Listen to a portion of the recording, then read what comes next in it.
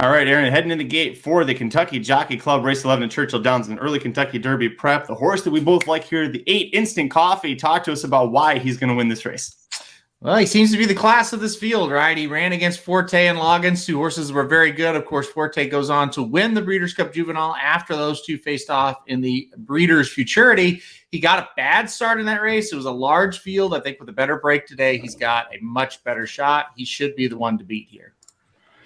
Getting about ready. They're off. Not the best break for him. He's going to be squeezed and pinched back a little bit. Let's see if they tuck him over here. That's going to be the key. We don't really want to get hung 6 wide here. We might get hung 6 wide. I don't like that we rushed up and then now we're going to decide to tuck in. That's good. All right. Well, he's going to – that's not the trip you want, right? But listen, we'll see what happens. He could still be the best horse in this race. He's not in a terrible position, as far as where he's located in the race. He just would have liked to save a little ground as a horse coming from behind on that first turn.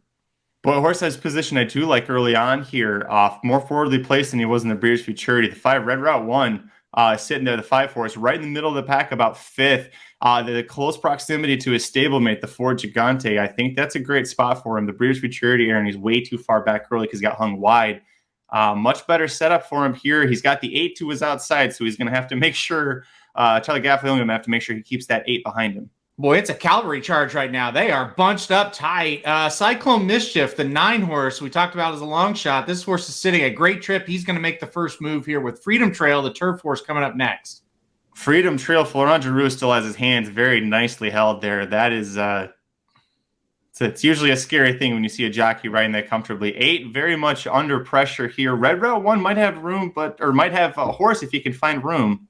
This is a really rough trip for Instant Coffee, but still looks like has a little bit of run. This is going to be a bunched up finish. Cyclone Mischief trying to finish the job, but Red Route 1 telling you, through. I'm telling you, Red Route 1, that was a rough trip for him. I think Red Route 1 ran the best race here. Get it. Instant Coffee won it. That horse was much the best today, I think. Instant Coffee.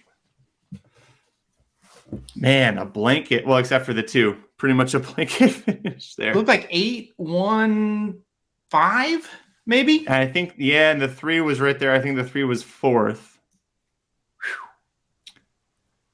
It's close. It's close. Wow. The 8, well, let me rephrase. I think the 5 definitely got the worst of it for sure. But the 8 ran a mile and an eighth today in a mile and a 16th race. So the 8 deserves a ton of credit. And then the 5, Red Route 1, deserves a ton of credit for getting up there and maybe hitting the board here after. Look at this. This horse has nowhere to go.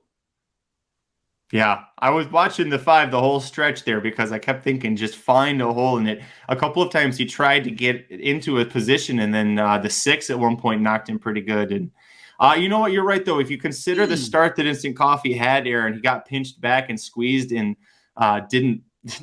almost got stuck 4 wide into that turn for Luis Saez, wisely backed off a little bit. Watch the start here. You'll see what we were talking about. Not completely the fastest out of the gate. Gets hit by the 7, and then the 6 comes out. The 9's going to cross over. I didn't see it too much there, but you're right, Aaron. I would say the 8 ran the best race. The 5, regardless of where he finishes, it was the second best. This is going to be an interesting race going forward because the 1 was kind of in tight the whole time. Now, the 1 saved a lot of ground, talking about Curly Jack, but he still didn't really get to stretch his legs like you would want a 2-year-old, a younger horse to do. The 8 gets a completely wide trip. It was never stopped. And then the 5, who may have got third, it could have been the 3 as well, was bunched in the whole time. So there's going to be a lot of trip notes out of this race.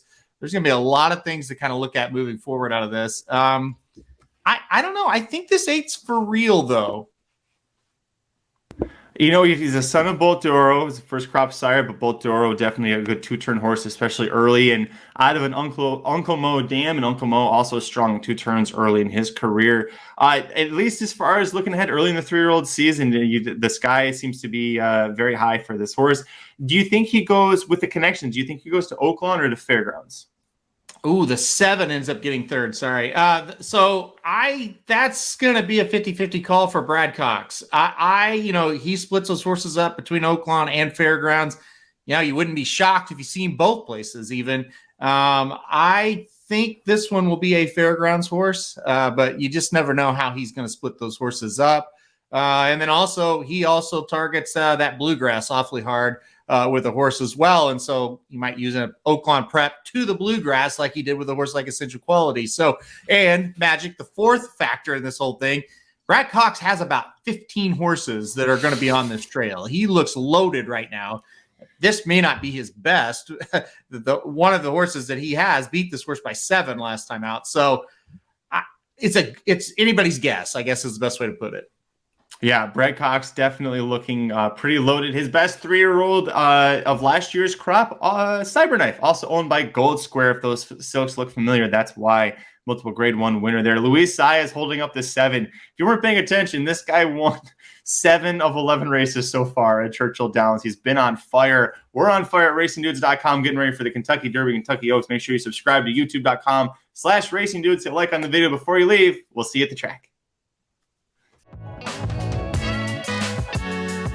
RacingDudes.com is your home for the best free picks for every race, every track across the country. We're ramping up for the 2023 Kentucky Derby, and we want you to join us in the fun. Subscribe to Racing Dudes YouTube channel and click the notification bell so you never miss a single video. Want to make money betting horses? Bet with the Racing Dudes.